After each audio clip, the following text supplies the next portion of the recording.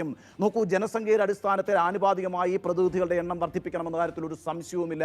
നമുക്കറിയാമല്ലോ, 2001 census എടുത്തപ്പോഴാണ് India 100 കോടി ജനങ്ങളുള്ള ഒരു രാജ്യമായത്. അതിൻ്റെ അടിസ്ഥാനത്തിലാണ് നമ്മൾ 543 അംഗങ്ങളുടെ ലോക്സഭ ഉണ്ടാക്കിയത്. ഇപ്പോൾ 2026 140 കോടി ജനങ്ങളാണ് ഇന്ത്യയിലുള്ളത്.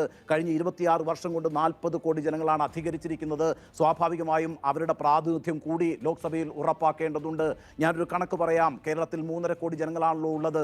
ഇനി ഒരു കണക്കെടുപ്പ് നടത്തിയാൽ അത് 4 കോടിയിലെത്തും എന്നാണ് നമ്മൾ പ്രതീക്ഷിക്കുന്നത്. ഏതായാലും ഈ 3.5 കോടി ജനങ്ങൾക്ക് 20 പ്രതിനിധികളാണ് ലോക്സഭയിലുള്ളത്. അതായത് ഒരു MP എന്ന് പറയുമ്പോൾ 18 ലക്ഷം പേരെയാണ് പ്രതിനിധീകരിക്കുന്നത്.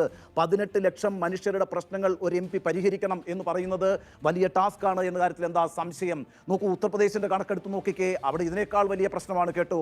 26 കോടി ജനങ്ങളാണ് ഉത്തർപ്രദേശിലുള്ളത്. ഉത്തർപ്രദേശ് ഒരു സ്വതന്ത്ര രാജ്യമാകുമായിരുന്നുവെങ്കിൽ ലോകത്തെ തന്നെ ജനസംഖ്യയുടെ അടിസ്ഥാനത്തിൽ 5ാമത്തെ സ്ഥാനമായിരിക്കും ഉത്തർപ്രദേശിനുണ്ടാവുക. ഇന്ത്യ, ചൈന, അമേരിക്ക, ഇന്തോനേഷ്യ കഴിഞ്ഞാൽ 5ാം സ്ഥാനത്ത് ഉത്തർപ്രദേശ് ഉണ്ടാകുമായിരുന്നു.